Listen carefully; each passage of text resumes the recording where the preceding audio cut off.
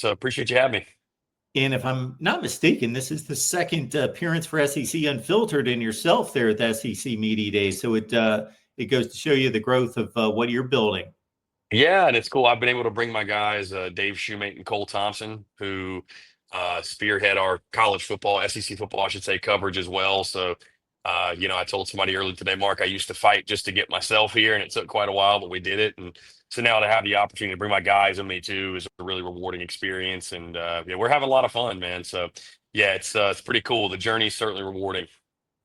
Chris, before we get your response on today's festivities, I want to take you back 2 days because, of course, this commissioner, unlike any other commissioner, sets the tone of this league, and he might be the face of college football at this point.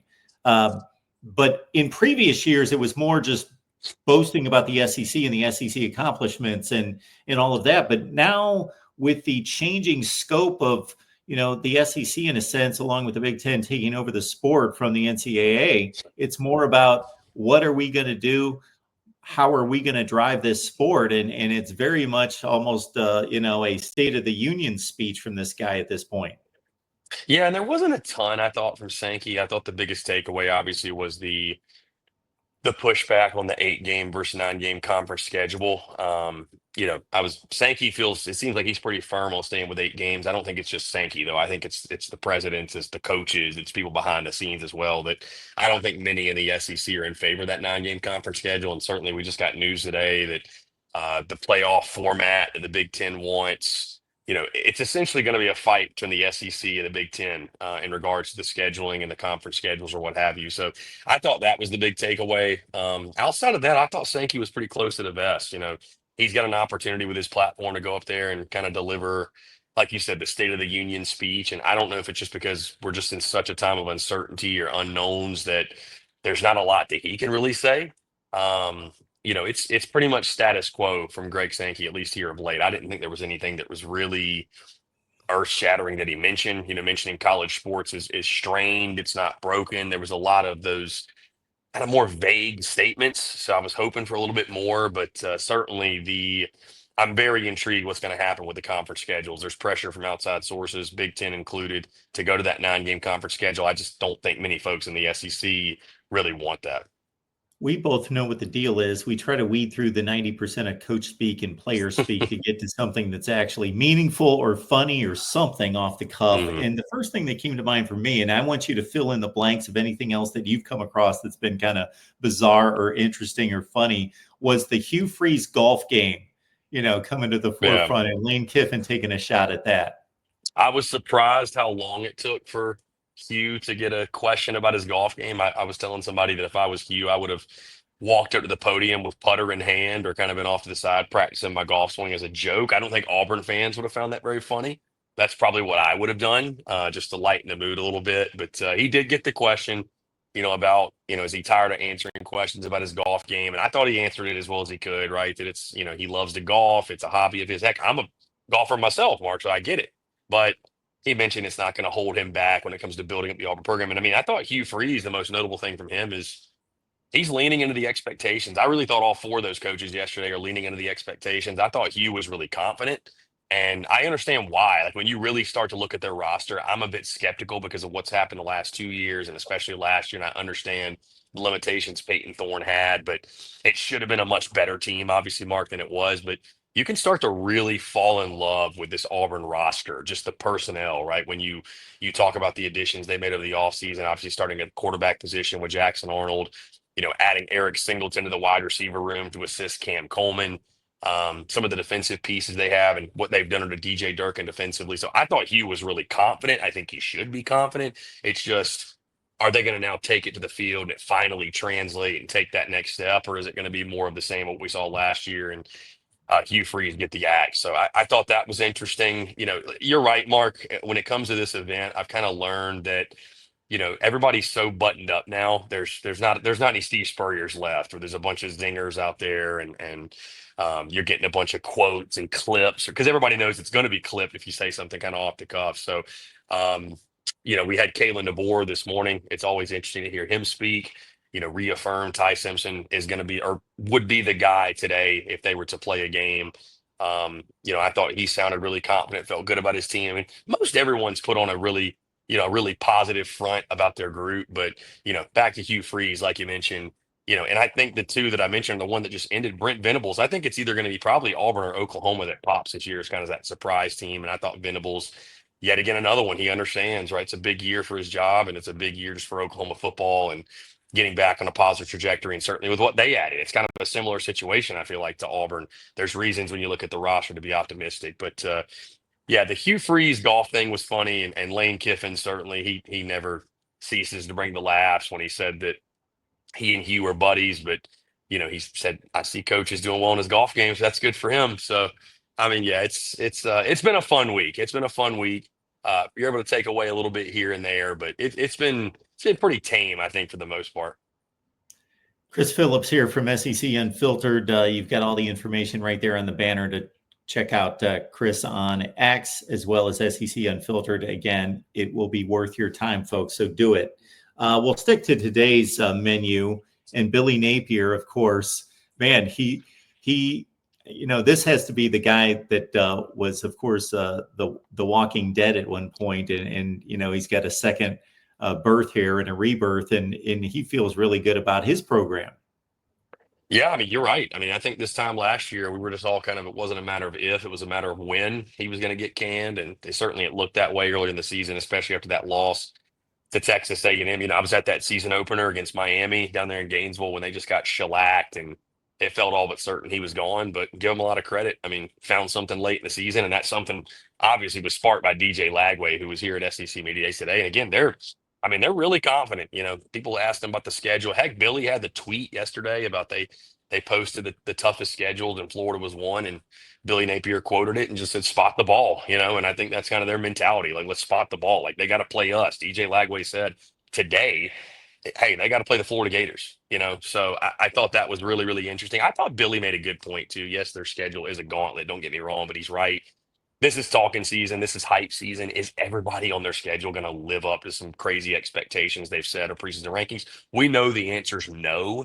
And I think you saw that last year. Like, Mark, if I'd have told you that, Florida would have beaten Ole Miss, LSU, Florida State, nobody would have believed you, right? We just kind of chalk those up as automatic losses. So you never know how it's going to play out. But, he mentioned this is the best roster he's had since he's been in Gainesville. It would make sense, obviously, with, the way they've recruited, what they've added in the portal, and just the overall progression, right? The development of that team. So, yeah, I mean, again, it was another. And here's the thing, again, Mark, if you're coming to the podium here and you're giving off vibes of uncertainty and you're down on your club, I mean, we've seen some coaches do that in the past, but that's just kind of how they were wired.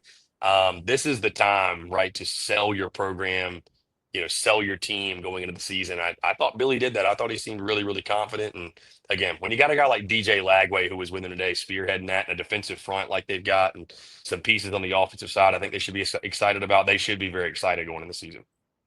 So you hit on Freeze and Venables. They've got to be two of the guys that have to come through this year. But Kalen DeBoer, he's not going anywhere, but 9-4 at Alabama.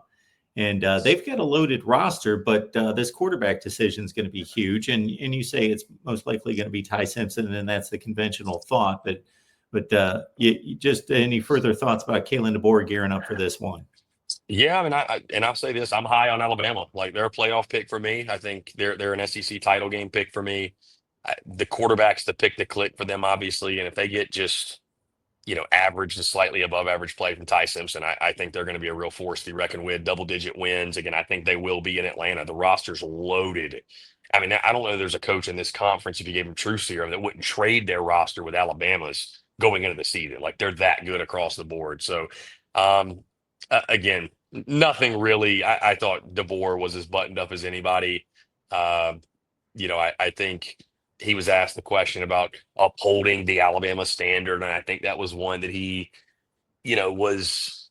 I thought he answered as well as he possibly could. I think he kind of stumbled over it first because it's kind of Yeah. a loaded question a little bit, but said, "Listen, we didn't make the playoff. It wasn't good enough." And I think at Alabama, that's a place. There's a couple of schools, Mark, in the SEC. They expect to make the playoff every single year, and Alabama is one of them. So he understands the expectations. I was actually hoping to get a question in. I was not able to in the big room where, just simply asking about, hey, you've learned about this fan base and the expectations and the pressure that comes with it. How are you more equipped to deal with that in year two versus coming in kind of blind in year one. But I mean, you learn very quickly being the head coach of the Crimson Tide. You learn very quickly being in the city of Tuscaloosa. I think he gets that. So nothing really outrageous that stood out, but I will say the quotes from the players were most notable. Mark, responding to Thomas Castellanos or Tommy Castellanos's quote from Florida State over the offseason saying that there's no fear in Bama anymore without Nick Saban, and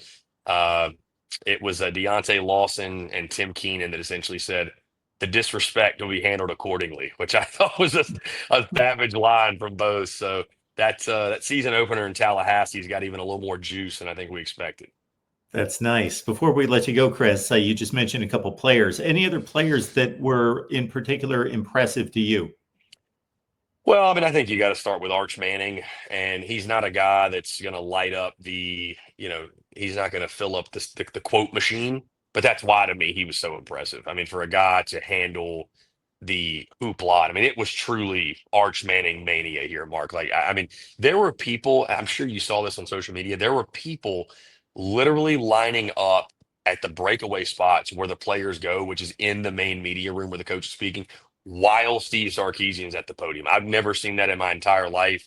It's been a long time since we've had a guy like this that moves the needle for so many obvious reasons. Started quarterback at Texas, extremely talented guy. And oh, by the way, his last name is Manning. So I just think the way he handles that, I'm so impressed, like how humble he is. That's really what jumps off the page. He is just how humble of a dude he is.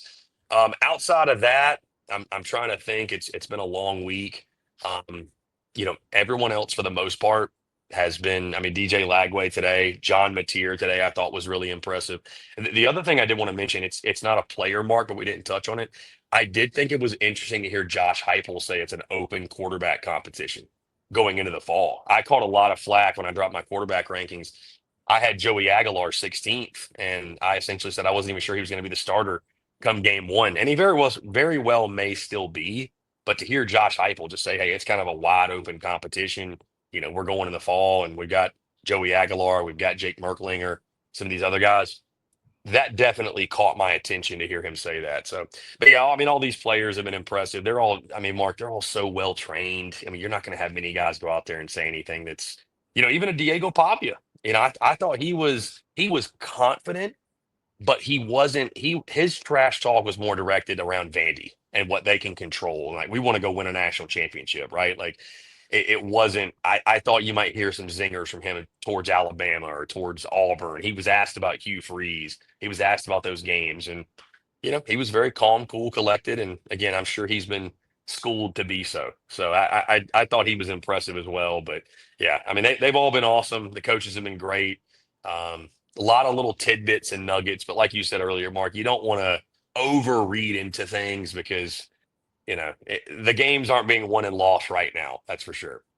And you mentioned being schooled. I guess we shouldn't be surprised that Arch Manning's as well schooled on the field as he is, considering his two uncles. And then if he learns all the way through this thing, he may still be in the limelight in 30 years like his uncle. Yeah, no, I mean he's built for this. I mean he's been gearing up for this. I think his entire life, and again, he's almost humble, like not too humble, but I'm amazed how humble he is. It's like there's just maybe behind closed doors there's some ego there, and I'm sure he has supreme confidence, but he is so just I've earned nothing. I don't know where they get this idea that I'm going to compete for the Heisman. Like I've done absolutely nothing. I'm like, hey, it's okay to be a little, just confident, but he's, I respect it. I mean, listen, there's two types of people in this game and in life, those who are humbled and those who are about to be. And obviously Arch has been taught that at a very young age, and he reflects that. SEC Unfiltered, folks. Believe me, it is a platform like none other when it comes to the SEC. Chris, we appreciate you being here, man. Mark, always a pleasure, man.